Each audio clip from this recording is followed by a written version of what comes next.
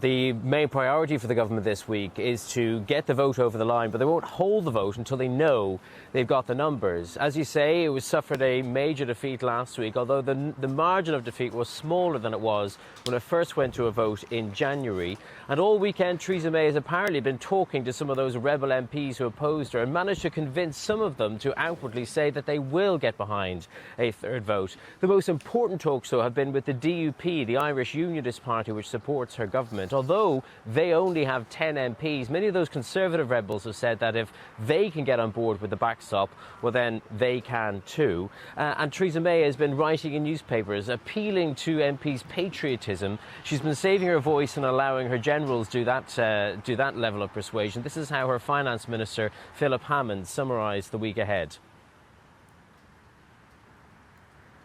Bring the deal back if we are confident that enough of our colleagues and the DUP are prepared to support it so that we can get it through Parliament. I mean, we're not just going to keep presenting it if we haven't moved the dial. But what's happened since last Tuesday is that a significant number of colleagues, including some very prominent ones who've gone public, have changed their view on this and have decided that the alternatives are so unpalatable to them that they, on reflection, think that the Prime Minister's deal is the best way to deliver Brexit.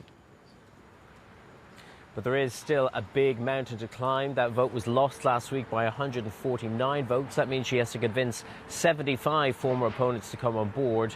Can she do it? Some say her chances are looking better, but there's still a lot of scepticism. All of the last few weeks, we've been playing a game of hypotheticals with Brexit. Let's carry on doing that and look at one option. Let's assume that Theresa May does manage to, as Philip Hammond was saying there, move the dial, bring her deal back to the Commons. But let's assume it is defeated again. At that stage, would she face another vote of confidence in her leadership?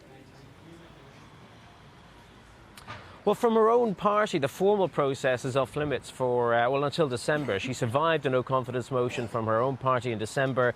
That means she's safe until December of this year. Doesn't mean, though, that some important people can't have a word in her ear and influence her that way, though. But from the Labour Party, well, yes, and they have said they will lay down another motion of no confidence. Here's the threat that its leader, Jeremy Corbyn, issued.